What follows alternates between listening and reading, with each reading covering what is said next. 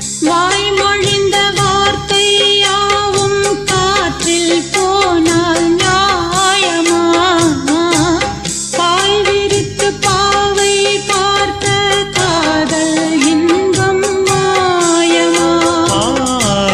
வாழ் பிடித்து நின்றால் கூட நெஞ்சில் உந்தன் ஊர்வலம், போர்க்களத்தில் சாய்ந்தால் கூட ஜீவன் உன்னை சேர்ந்திடும்.